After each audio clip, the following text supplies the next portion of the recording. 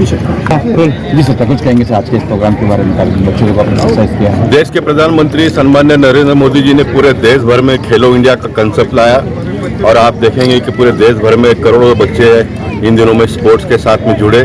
Sports के साथ में सिर्फ जुड़े ही नहीं तो ओलंपिक में पहली बार भारत देश ने 107 से भी ज़्यादा मेडल जीत कर लाने का प्रयास किया।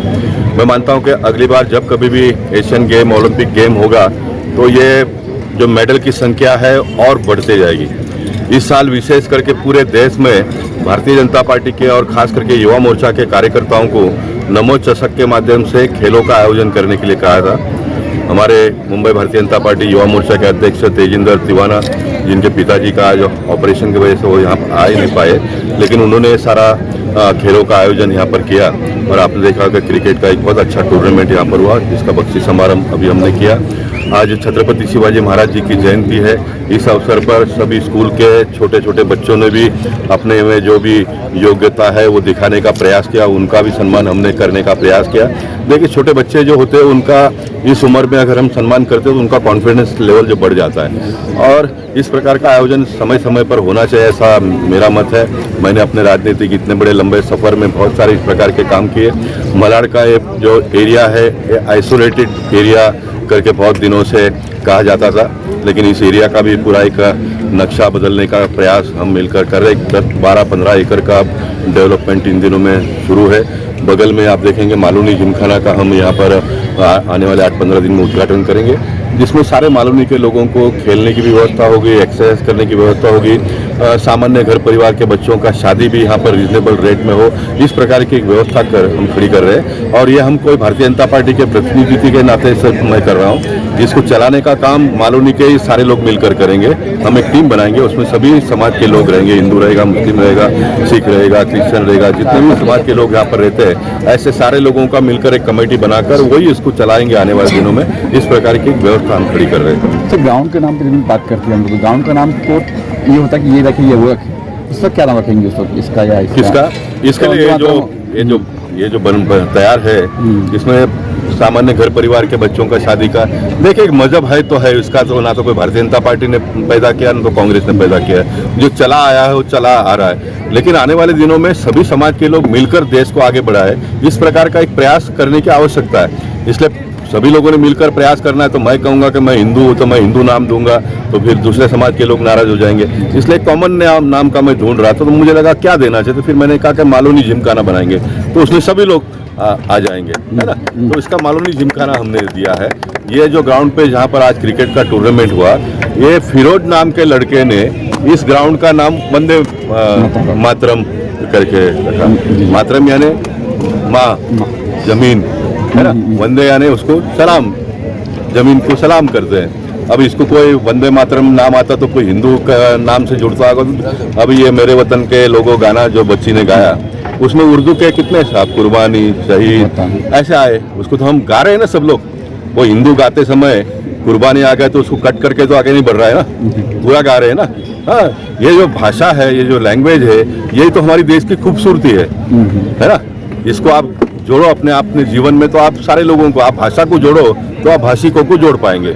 मेरे जीवन की सबसे बड़ी उपलब्धि ये है कि मैं मराठी बोलता हूँ, हिंदी बोलता हूँ, गुजराती बोलता हूँ, अंग्रेजी बोलता हूँ, तो जितना भी लैंग्वेज बोलता हूँ तो उतने लैंग्वेज के लोग मेरे साथ में जुड़ जाते हैं। सर, अपनी हिजाब की बात भी यहाँ पे, हिजाब बच्चे पहन के आए थे। हाँ जी, देखिए मैं मानता हूँ कि बदलते हुए दुनिया में हम सब लोगों ने अपने आप में बदलाव लाना चाहिए।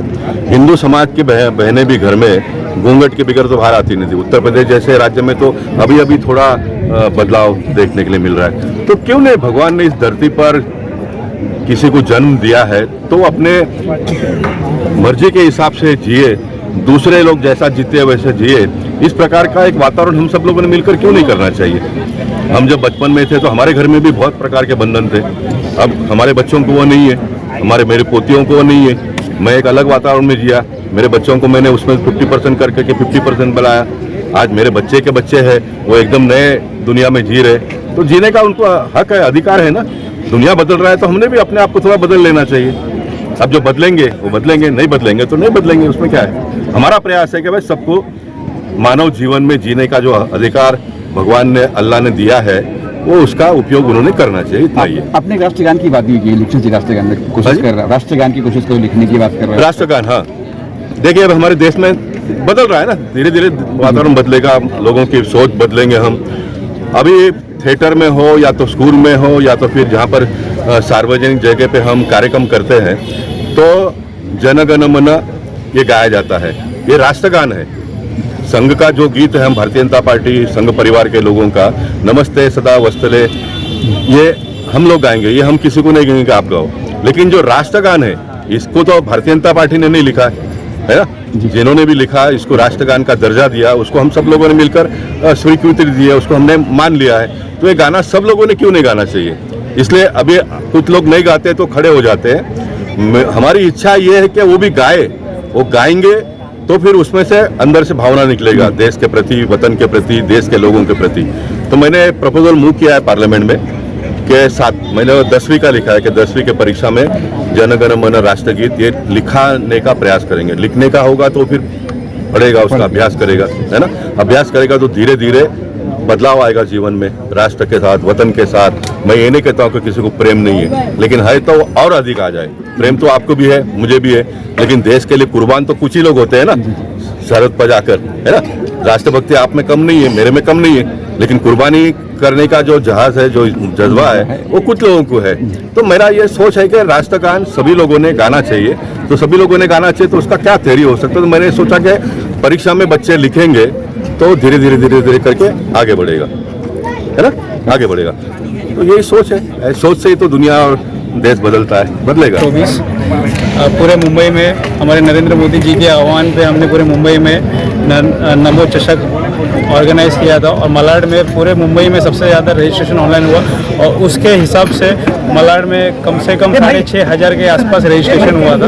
और आज जो प्रतियोगिता आपने देखा उसमें 122 टीम ने पार्टिसिपेट किया था, उसमें हमने 32 सिलेक्ट किया और सिलेक्ट करने के बाद आज हमने भारतीय जनता युवा मोर्चा श्री तेजिंदर सिंह तिवाना जी के नेतृत्व में आज ये कार्यक्रम ऑर्गेनाइज किया और इसको इतना बड़ा स्वरूप दिया। आपने देखा हजारों की संख्या में आके लोग ने आके इसको देखा और हमारे सांसद श्री माननीय श्री गोपाल शेट्टी जी ने आके हमको आशीर्वाद दिया और जो विनिंग टीम थी उनको आके यहाँ पे प्राइज़ दिया।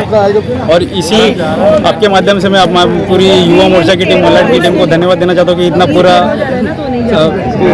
एक सेकंड से ऑर्गेनाइज करने में हमारा मदद किया, इसलिए मैं बहुत बहुत धन्यवाद करता हूँ।